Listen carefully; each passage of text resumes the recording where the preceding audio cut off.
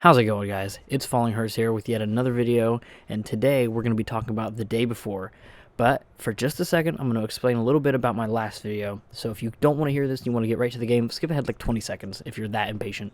But I pushed out the video a little early because my computer kind of died on me a little bit, but I think I fixed the issue.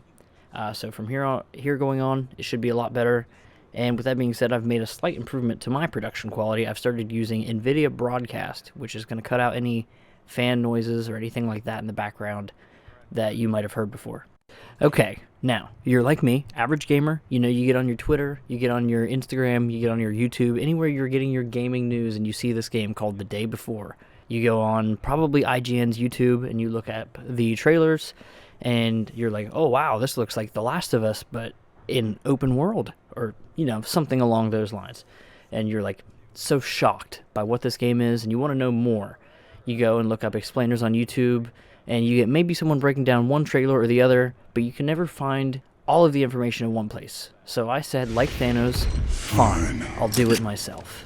The Day Before is an open-world zombie survival MMO based in post-pandemic America. And while that is a poor choice in words, it is developed by Studio... I think it's fantastic, however you want to say that. It's based out of Russia. It's about a 70-member team and growing, as they've said, so that's very exciting. They've been working on the game for... They gave a really weird answer in one of the interviews, and I'll have every video or interview linked down below. But they said that they've been working on it for, I think they said like 16-something thousand hours, which comes out to about just under 2 years that they've been working on the game when that interview came out. So, you know, about 2 years they've been working on this game now, and it looks incredible for the time, and just in general, it looks like a fantastic game. No pun intended. While playing the game, you're going to be handling quite a few different mechanics, such as your nourishment, your temperature, as well as your energy levels. And that's, of course, what a normal survival game is nowadays, but it looks to be a little soft on the eating or drinking, maybe, but I could be wrong about that, just from what we've seen so far. But now that you know the absolute basic concept, you're going to be thinking to yourself, like I said earlier in the video, this looks like The Last of Us, or The Division, or any of those other open world survival games like DayZ or something like that. Maybe you're getting those vibes, and that's absolutely true, and the developers have even said so themselves, that they are very inspired by these different games and these teams, and they're very happy that people are drawing these conclusions because they hold themselves to the qualities of those developers. You know, they even specifically talk about Naughty Dog's animations and their fidelity in one of the interviews, and I thought that was very important to note because now we know what quality they're holding themselves to. There hasn't been any major confirmation of plot details or anything like that, other than the basic premise that you're waking up in a world where it's no longer familiar to you. That sounds like any basic survival game in my opinion, but we do know that there are going to be survivor camps in reference to Woodbury Survivor Colony as the hub for players and NPCs to meet and generate quests, as well as market trades and stuff like that. We'll get into the player interaction here in just a little bit, but for right now, I want to focus on those quests. That might be our only way of quest or plot content. I'm sure there's going to be, you know, letters and notes and recordings throughout the world to find, as any game like this is going to be. I'm not making fun of Fallout 76 here, I promise. I think it'll actually be a very good storytelling in the sense it worked really well for The Last of Us in a lot of ways, so I think that's what's going to happen here, and I think it's going to work just fine. However, talking about those survivor camps, let's talk a little bit about where the game's going to take place. Other than the fact that we know it's going to be in America, we know that there will be a big city with, you know, smaller settlements around it, like the Survivor HUD, farms and meadows, as well as forests and snowy mountains, all to explore. So where that necessarily takes place, I'm not quite sure, but we know that all of these biomes and different landscapes will be involved, with human NPCs scattered throughout, but other than the survivor colony, it sounds like they're mostly going to be hostiles, which is still nice to see. And it is very important to note that all of these locations can be reached without loading screens, which is very important in an open world game like this. It's not uncommon, but it is a very big ask for a game such as this, especially in an MMO setting, so that's great. Okay, now this genre of game does call forth a certain audience, and those are the trolls of the world who like to grief other players and stuff like that, and I guess that brings us right into the next portion of the video, which is the player interaction, or the PvE or the PvP of the game. And per the interview with the games director, you are meant to have absolutely complete control of these situations. So it doesn't seem like there's going to be a situation where you have to opt in to PvP or anything like that. Maybe there will be servers where PvP is not allowed, but as far as getting on certain servers, it's not like Fallout 76 where the other player has to accept your attack, pretty much. With that being said, though, PvP is meant to be a level playing field as much as absolutely possible, so there is no leveling or RPG mechanics or anything like that, which is a little unfortunate for me, someone who will probably play the game mostly avoiding some of that stuff, but it's still going to be fun, so I think it'll probably be for the best in that sense. You don't want to have someone who is a really high level and you're still kind of new, and they win simply because their stats and health or whatever is higher. That is where the games do get a little douchey. However, going back to the hub area and the survivor colony, there is a reputation system. So maybe the more quests you do or the more items you turn into the camp, maybe the more they respect you and certain things like that. And that's how you build your status in the world rather than actually just being a higher level and more powerful, I guess. The only other true confirmations we have to gameplay as far as combat with other players goes itself is that there are downs. You can pick up another person. I'm sure not all kills do this. Maybe not an explosive, but there are combat finishers where someone is downed, kind of like Apex Legends, or I believe Call of Duty now, maybe.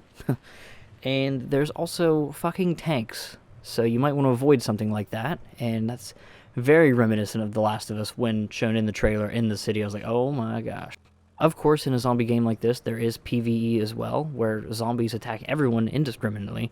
So in a way, you kind of do have to team up against those in certain situations. There are other PvE events which seem to be zombie-oriented anyway. The developer talks about Azure Initiatives Corporation, which we don't know too much about that, but maybe that's like a laboratory or safe house or something like that you'll be clearing out to find lore or information like that. One potential feature that the dev has teased is the potential for a clan system or like a defense of the city where you all have to team up to stop hordes or waves of zombies from coming in and killing everyone. This is absolutely incredible. In a game like this, it does feel like you have to kind of search out for zombies sometimes, which takes away a lot of the fun and promise of these kinds of games. So I think a little mode like this where they come to you, I think that'll be a really, really nice twist on this genre. But let's talk a little bit about those zombies. Of course, we're 7 or 8 minutes into this video, but they're going to be a big part of this game.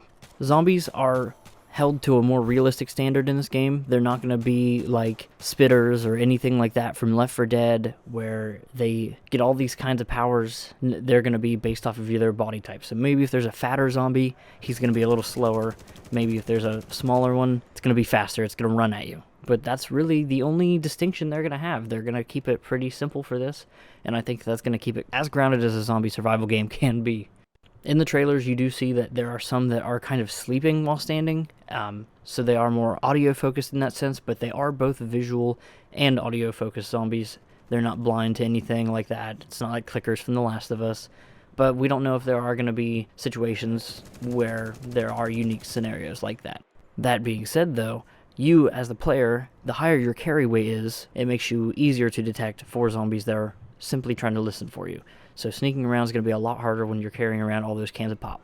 This video, like all of my breakdown videos, will be featuring trailer footage in the backgrounds. That being said, though, I would really implore you to go and watch these videos on your own and listen to them, because I will not be playing them with audio, mostly due to the fact that I don't need anybody talking over me right now. But seriously, it's a very visually impressive game, and I'm going to break down a little bit of why I think this game is going to succeed in having the atmospheres that it's hoping to create.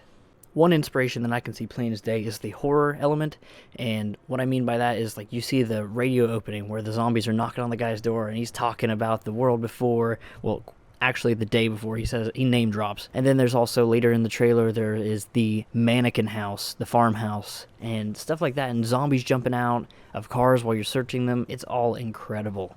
And I think, especially playing alone, maybe I'm wrong about that, but especially playing alone and with a good set of headphones, this game's going to be insane. Of course, visual fidelity is always something that's going to help bring that stuff along. There are really good fog and other weather effects in the game, but the fog especially stood out to me with the God rays coming through the trees in the one trailer, as well as the puddles with the light reflections. They were not RTX at the time, but they still looked the best puddles I've ever seen without the actual reflection. What I mean is the light around the puddle That's the most realistic I've ever seen in a game in my life. However, when asked about ray tracing and DLSS, the lead developer did say in the interview that that is something that they were working with NVIDIA to help bring to the game in some form. Another big visual upgrade that a game of this genre would usually need to get, and this game seems to have gotten, is the physics in this game look unreal. You see an explosion at one point, you see the player drive their vehicle through a fence, and both times everything reacted exactly how you'd want it to. And I think that just adds a next level of immersion, and it really makes you feel more like you're impacting the world, and I think that's going to be really big. Of course, visuals in games are not always everything. Sometimes you have to have really good sound design to complement it just perfectly. And I've got to give plenty of props to these trailers, from what I can tell, to have really good sound design. I mean, every interaction sounds different, every gun sounds heavy and brutal, as well as every zombie sounds absolutely fucking terrifying, and I think that's amazing, and I'm so excited for that. There is one other thing, though, that does add to the horror, the thriller element of this game that I think is conveyed really well in the trailers, and that is the helplessness of your character. And this is in any survival game. Ark Survival Evolved is like this, especially early on. Resident Evil games with their tank controls are very good about conveying this. Obviously, it's not going for that approach, but the helplessness is easily perceived in these trailers. And what I mean by that is the gameplay mechanics are working against you 100%. One example of this is the driving. There is driving in the game. You do not just get into a vehicle. You have many things to worry about. You have to worry about the gas tank being full. You have to worry about tires being aired up and shit like that repaired. I'm not sure if there's more. It hasn't really shown, but there is a repair system. And terrain. Who would have thought? There's mud. You can get stuck, or it looks like, or maybe there's just a lot of resistance. And it's very reminiscent. I haven't played the game, but I think Snow Runner and Mud Runner are the names of the games, and it looks a lot like that, and I've not really seen very many games try to replicate that.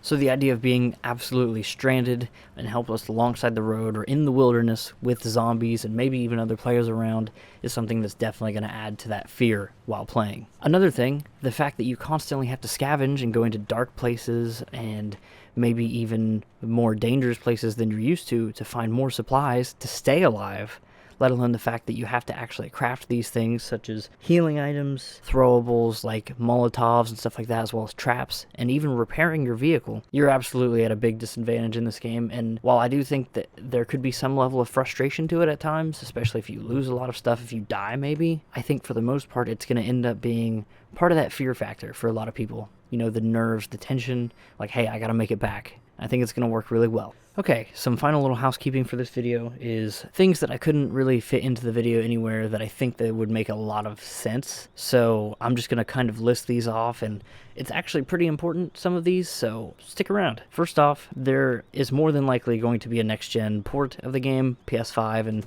Xbox Series X, but they are, as of right now, unconfirmed, but we are told to stay tuned. Another big bit of news I have for you is that there is no store focus in this game, meaning microtransactions or anything along those lines, DLCs. Well, if there are DLCs, I'm sure everyone will embrace them with open arms if the game is good. You know, we don't need a Cyberpunk 2077 situation. I'm going to hammer that game until it's good. I promise you I will. But with that being said, though, they are interested in cosmetics in any ways to interact with the world and the look of your character and the feel of the things that you use as the player. And you could have cosmetics in the form of like holidays or other special events like that, you know, maybe themed skins. That is fine. I don't have a problem with it personally. You know, there could be the issue of camouflage for certain players, but I don't think the game's going to go that in-depth with things. But the big thing for me that I saw was the idea of concerts with stars in the survival camps. And this would be a cool way of, like, you know, the Fortnite Travis Scott, you know, crossover event with his concert and everything like that. What if Ariana Grande in this universe is just a survivor? You know, she's just at your Woodbury survival camp, you know, singing a couple of her songs and thank you next, am I right? There is currently no release date for The Day Before. It is confirmed to be coming to Steam, and I'm sure it'll come to Epic as well, and, you know, of course, the PS5 and Xbox Series X stores when that time comes, but we don't have a confirmed release date. I personally expect it to be 2022, late, due to the fact that it has only been in development for 2 years, but it does look really good. Maybe there's a lot more fleshing out to do. If this video was at all helpful for you, please leave a like or even share the video. That helps me out a bunch. It was a really fun video to make. It lets me put my hype into a project, and that helps me articulate it a lot better. So thank you guys for watching if you did watch it all, and even if you didn't, and if there's something wrong with the video, let me know. Thanks.